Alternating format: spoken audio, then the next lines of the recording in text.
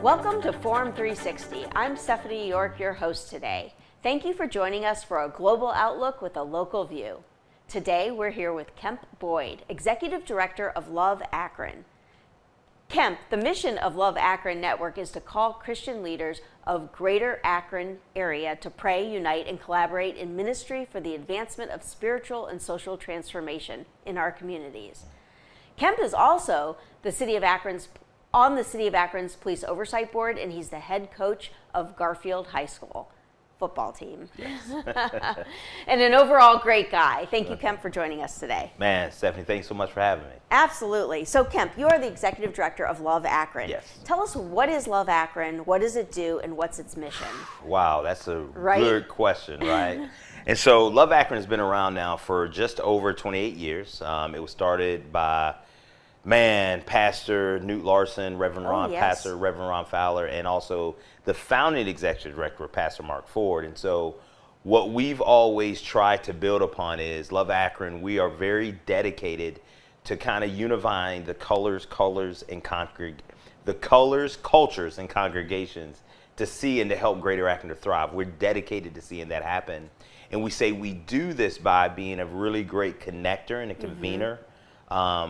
And a collaborator with change makers to make a collective impact. But this is all really guided by our faith. And so we want to see positive influence across Greater Akron. So we have a being and a doing statement versus a vision and a mission. Okay. Yeah. So what's your being statement? Our being statement is just what I said. We're a Christian-based organization, and we're dedicated to unifying or seeing the unifying. Unifying. Yeah, exactly. Awesome. And then what we're doing is we're a great connector and convener. Yes. And collaborator. And you are. Yes. So tell me a little bit about yourself, the trajectory of your career, including how you ended up as Executive Director of Love Akron. Man, it kind of happened. It was one of those like moments, if you will, to where I wasn't looking for anything else. I was working at what is now Red Oak Behavioral Health under Megan Clyden, and I had a promotion on the table and really was excited about that. And then Pastor Mark Ford said, hey, you may really want to look into this. And I honestly just kind of brushed it off because I would say this, I was comfortable where I was. Right? And so through talking to my wife, Stacy, and some other trusted just colleagues and friends, Stacy saw the job description. She said, hey, this looks like you. And interviewed, and the rest is all she wrote, as they say. So but it wasn't anything I was looking for. I would say that I think Love Akron kind of found me, and I believe I found myself in it. And so, which has really been really good. So I'm just over 4 years in a role. Yeah. And are you from Akron? Not originally. No, I've been in Akron since '94. Came up to the University of Akron. Graduated, been here ever since. But I'm originally from Tennessee. I'm a southern young man. Wow. So, wow. But you sure have grown your family here. Absolutely. I like to tell people that I love Akron because I found my life, my wife, and my calling here. And so that's exciting. That is exciting. So you are also a pastor at Garden City Church? Yes. Okay, where is that located, and how did that evolve? Man, we're right on off Exchange Street, and we do our services in Emmanuel Christian Academy. We utilize their sanctuary right behind the Women's City Club, and I actually co-pastor with a good friend of mine named Brian Kunkler, and that just kind of happened maybe about 6 years ago. Okay. Where me and him were just meeting, and we had a good vibe of one another, and he said, hey man, would you mind co-pastoring this church with me? And I said, yeah, man, what does that look like? And so we've been able to grow and build that ministry together, which is really cool because it's good to have like two. Sure. So we're able to kind of meet, and we build relationship with one another as well as our families. And so, yeah, that's really exciting. I love being able to do that. So all the different things in my life, they interconnect really well together. Absolutely. So how does Love Akron engage the community? Yeah, we engage the community by looking at our fields of love. So we have 3 fields of love that we are really, really excited about.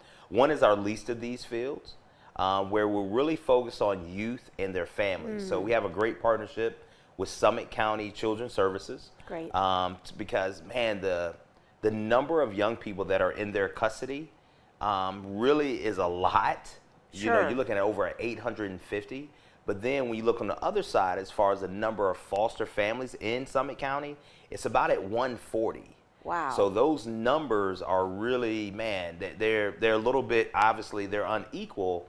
But what I found, Stephanie, is it's not that people don't care. People are just unaware. Sure. And so we want to, if you will, shine love on some of these fields, some of the things that are happening, so that people can become more aware of what's happening and going on.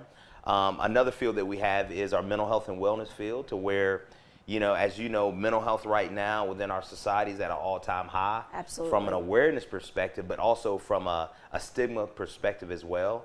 So we want to help to progress people out of stigma towards more awareness, but also more understanding. Sure.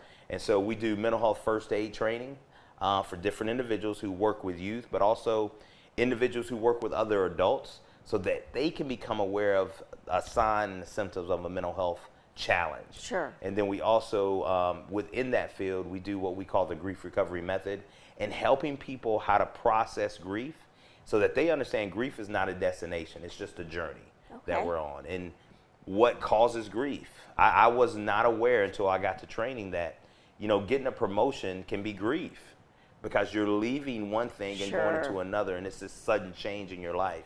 And then our last field is our United Through Love field, where, man, we really want to be intentional about how we are able to have the hard conversations relationally, but also about race without our hearts becoming hardened towards one another. And so we do this through our Jedi experience. And I've heard about that. Yeah, right now we're in our third cohort.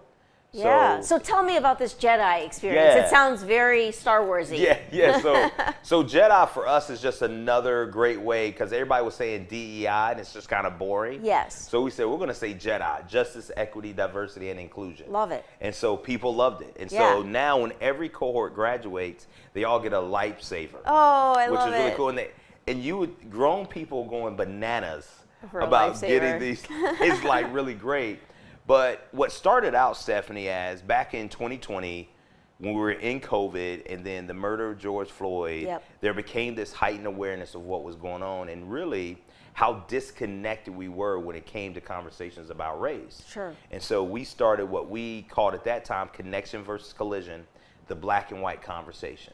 And it wasn't a conversation that we wanted to be filled with guilt or shame, but it was having a conversation around terms and language. Nice. What do words mean? And so as we continue to do that, one of the stats that we brought up was, it was a survey that was done back in 2016. It was a national stat, but it said that 75% of white people said they didn't have a relationship with a person of color.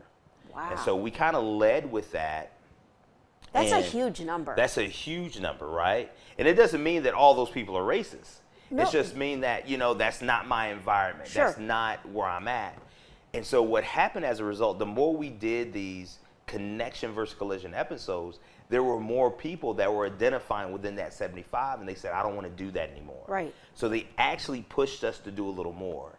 So we got out of the episode space to start creating these intimate kind of gatherings of conversation in the little breakout rooms on Zoom. Yeah. That really developed and manifested into now what has been the Jedi Experience cohorts. That now we're in our third, we're up to about 25 people per cohort. And it's just kind of taken on a life of itself. But all those people who are alumnus that went through it, they actually volunteer to help lead the next cohorts, which are really great. That is really great. Yeah. How does one become part of the Jedi experience? Oh, man, you just got to go to our website Okay. and just click, hey, you want to learn more and you want to apply to become a Jedi. It's right on, I love it. you know, loveakron.org. I love it. Yeah. So Love Akron is a Christian-based organization. Does Love Akron only serve Christians? No, if we're only, this is what I said, if we're only serving Christians, then we're not really loving Akron. Right. Right? We're called to, I think, as a mandate from us, and the two greatest commandments is to love the Lord our God with all of our heart, mind, soul, and strength, and to love our neighbors as ourselves. Well, who is my neighbor? Stephanie York's my neighbor. Right. Anybody's my neighbor. And so we really want to show the love of God through this platform. And so, no, it's just not for Christians. Yeah. I agree. As a leader in our community, and you are a leader in our community, what do you feel is the biggest issue facing the Akron community right now? Man, I think one of the biggest issues is I think we have to get back to humanizing ourselves to one another. I think we really gotten caught up in the titles. We've gotten caught up with our perspective of who people are, and we don't know people outside of what they do, right? Sure. Like we don't know police officers as humans anymore. We just know them as, hey man, police officers, we need to defund the police, we need to do change, we need to change up things.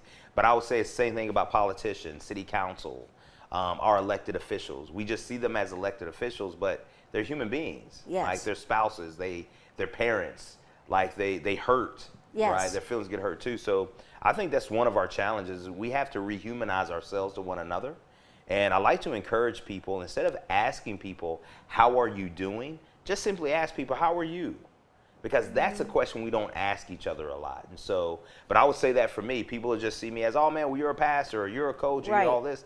I'm like, no man, but really what I love being able to do is, man, I'm Stacey Boyd's husband, right? I'm a father of 6. And yeah. so let's remember that as we engage and deal with people, that right. they're not just the title that they are, sure. the uniforms that they're wearing.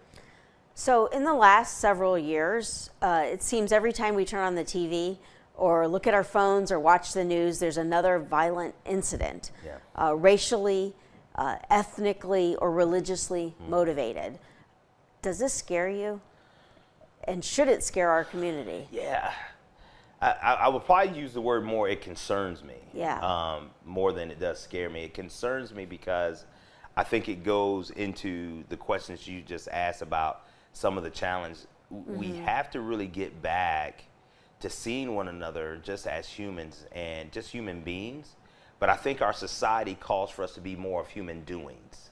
We really get caught up in what we do. We do. You You're know, right. and that's kind of, I learned this from Bishop Joey Johnson, and he says, you know, Kemp, we actually live and serve in 2 cultures. And of course I said, oh yeah, man, white and black. He was like, no, the being and the doing culture, right? And he says, we get so caught up in accomplishment and achievement and productivity, right? Yes. We do, and it makes us feel good. Why? Because we feel like we've impacted. Yes. And he says, really, it's about our being. And then the bridge that gets us over to the doing culture is what we are becoming.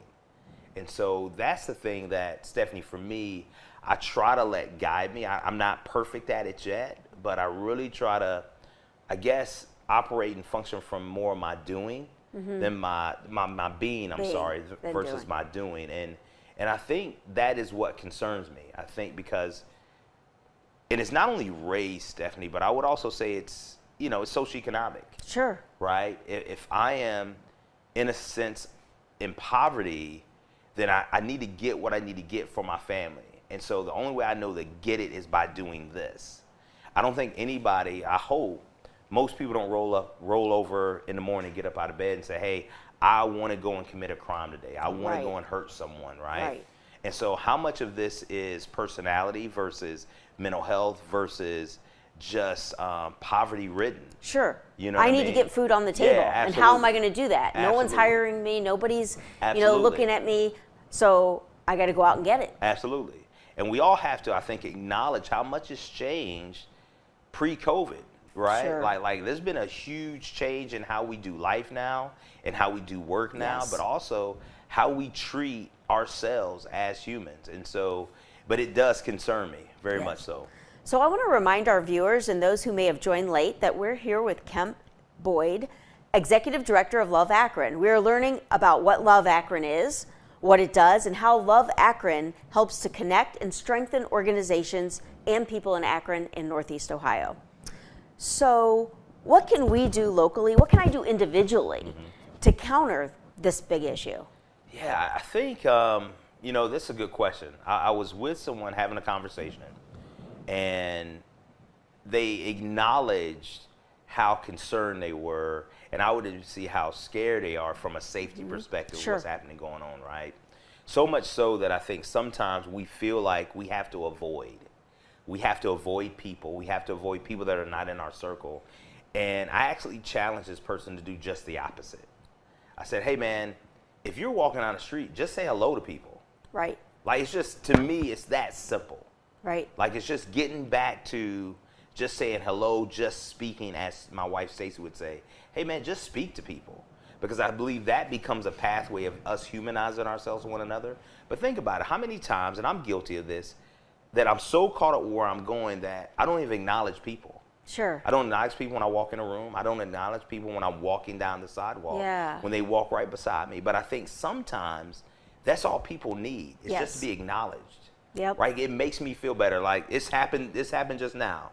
When you saw me, you had this big, bright smile. You felt like, Kemp, you made it. Like that did something on the inside of me. Yeah. And I think if we can all take that time to do that with one another, whether we know the person or not, just to say hello, just to acknowledge, I think that helps. And I think we can all do that. And that doesn't take any money. It doesn't. Right? That doesn't take anything. That just takes a little bit of our own vulnerability. And I think that's why, Stephanie, we're in some of the challenges that we're in. We're so afraid of being vulnerable. For sure. You know, we're so afraid of being vulnerable because what is that going to cost me? And all I'm asking is just acknowledge. I love it. Let's talk a little bit about what makes you such a good leader, because you are a good leader. Everyone, I appreciate it. Yeah. You're a football coach. Yes. Everybody calls you coach. Yes. Yes. Even I call you coach. Yes, you do. Yes. So how do you take those skills of being a football coach and use them in your everyday life? Well, you know what's interesting, Stephanie, is I have never been an executive director or CEO. But what I realize is I've been a head coach longer than I've been that. And so I have been a CEO or executive director. I've been a head football coach. Yeah. And so I take a lot of those attributes into what I do every day, because here's what I don't do. With all the young men that I've coached throughout the years, I've never asked them to fit in to anything but the team concept. Okay. Outside of your race, where you're from, your religious beliefs. It was just like, hey, do we all believe enough in one another and the name on the front of the jersey to go and really play for each other? And so we really operate from a concept in my coaching twofold from our head coaches. We try to coach from these values. And any coach I've ever interviewed, I've always talked about this. It says, I let them know, I said, hey, we want to empower and not enable. We want to discipline and not dispose. And we want to be demanding but not demeaning. Because we believe those values are what is needed for the young people that we coach at the end of the day. And then two, what we ask of our players is we say, hey, we can, we will, we must. Like that's our golden standard for the Garfield Golden Rams. And I said, hey, we can play fast, we will play physical, but we must play for each other. And I think that is very relatable to all the different aspects of my life and where I believe God has placed me to really serve at. And that's the same thing that I ask from our city on a bigger scale. Yes. Like, hey, it's not about us listening to agree, but can we listen to understand? Because here's what I know, and you know this, right? I've been married 19 years. It was last Tuesday. Me and Stacy haven't agreed on everything in our marriage. But the thing that kind of binds us together is, first of all, is just the love that we have for one another, right? We're in this covenant relationship. But I've listened to her over the years to where I understand why she feels the way she feels or why things make her feel the way she feels, right? And so I always try to lead that way. I always say if we can listen, then we can learn. If we can learn, then we can go and lead together. But a lot of times we don't know how to really listen to one another without defending our perspective. And sometimes if we can just stop and listen, man, it gives us a deeper understanding of who people are and why they believe what they believe without me trying to convince you otherwise. Right. But just because most people listen to respond. Yes. Like I'm formulating my response while you're talking versus just listening to understand. Absolutely. And I get it and just be like, wow, I get that. I hear you. Absolutely. And players that I've coached throughout the years and my own children, they've taught me that. Yeah. You know, they've taught me how to do that because it wasn't about me fixing it for them. Yes. They just wanted me to listen. So I even ask people the question when something goes on. Most of the times we'll, again, doing culture, we'll ask people, okay, well, if you need me to do anything, all you got to do is call. Right. Just call me, right? And so I started changing that language, Stephanie. I started saying, hey, let me know who you need me to be. Do you need me to be a listener?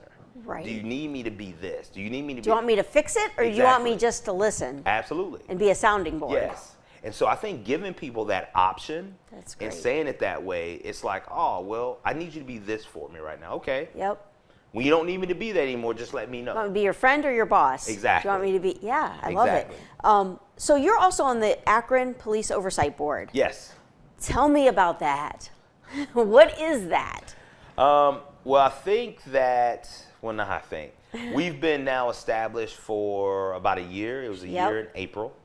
And it was founded through Issue 10. Yes. It was a group, Issue 10 committee, I think it was a group made of about 10 to 12 individuals, one of them being right now our current mayor in Akron, Mayor Shamus Malik, Nanette Pitt, Senator Sykes was a part of that, Reverend Ray Green, Judy Hill, and many, many others. Yeah, a lot of big leaders. Yeah, Councilwoman Linda Mobian. And so because of them and the work that they did writing and getting it on the ballot, that issue passed by 62% of the vote, meaning it was over 30,000 residents and citizens of Akron who voted to say, hey, this is important. And really what we're here to do is we're here to help create oversight for, first of all, the Office of the Independent Auditor, which now has 3 employees in it. Before this was in place, the auditor for about 16 years was Phil Young. Yes. And it was just Phil Young. Yes. He had no help, no support. He didn't. And so, I know Phil. Yes. And so back in, I want to say it was the Racial Equity Social Justice Task Force that was developed under Mayor Horrigan. I actually, I was a co-chair with Bill Rich for the criminal justice. That's where I first met Mr. Young, and I heard about how he just didn't have any help and support. And so now, as an oversight board that's made up of 9 of us across different wards in Akron, we're now better able to support the Office of the Independent Auditor. So we have an independent auditor who is Anthony Fennell, who I think he's now been in place for a month. Yes. Who is an expert in his field. He is fantastic at what he does. Good. We have an office admin now, and we're actually right now just posted for a deputy auditor. Okay. And so we're really excited about that. And we are here to really work collaboratively with the Akron Police Department, the city of Akron, and I would even say the Fraternal Order of Police. Okay. Because the use of force complaints are in a high number, right? And I know that historically those numbers from APD perspective has been really good nationally. And so, but we have to ask the question, are they good because people, A, don't really know how to file for a complaint, right? Or B, they've done it before and they don't see anything come of anything. Right. And so they see it's futile. Exactly. So we're trying to work. We don't have the type of accountability that we would have wanted from a perspective of really being able to have true oversight and really hold the police department accountable due to collective bargaining. But what we feel is that we have a good working relationship with our police department. And we're still, like anything else, we're still navigating our way through to see what that looks like. It's taken a while to get on your feet, but I mean, I've been reading the paper and stuff like that, and I'm not going to bombard you with questions about the Police Oversight Committee or Board because we could have a whole show on that. Yes, absolutely. But I just want you to know that I'm glad you're on it. Oh, I appreciate that. And that your wisdom is there because I think it's needed. So you're a strong family man. Yes. We don't have much time, but I do want to end on a good note. Okay. And I always, when talking about your family, you glow. Yes. So tell me a little bit about your family. Oh, well, I'm married to, I think, the best person in the world, which is Stacy. We've been married, as I said before, 19 years, and we have 6 beautiful children. So our oldest, you have a whole team yourself. Oh my goodness! We got a whole team. We've been playing a lot of zone defense now for a lot of years, right? Yeah. And we've even recruited some of our older kids. I'm just very proud of my children. Like they make me a better individual every day because I think I'm learning a lot from them. But also really excited for our oldest, Virginia, who's going to be graduating this month. She just went to prom. Yes. So we got all the great pictures and I will acknowledge it. I got a little misty, because I remember, as you remember, Stephanie, I remember when we brought her home. Yes. From the hospital, this little human. Yes. Right, and now she's, this young lady who has the world in front of her. We have a set of 14-year-old twins, a boy and a girl, Asa and Ashlyn, And we have an 11-year-old Major who's 11, but he's more like 21. Okay, yes. Because Wise beyond his years. Yeah, he knows what he wants to do and where he wants to be. Yep. We have Umari, who is 7. He's say he's our bonus baby because we've adopted him in. We got him when he was 3 weeks old, and then we have Matthias, who's our 6-year-old. So your hands are full. Oh, I don't know how you do it all. As an extrovert, this is great because I never come home and the house is empty. There's always someone to have community with. Yeah, yeah. Okay, so we're gonna end. We're getting real close. So when you go to work every day, what's the one thing you look forward to doing most? Oh man, really just checking in with my team. Yeah. I have a great team at Love Akron, but in every place where I'm at. So I love checking in with people. And again, just humanizing them to me and myself to them. So thank you, Kemp, for the really interesting discussion about Love Akron, the City of Akron's Police Oversight Board, and coaching, your first true passion, I think. Yes.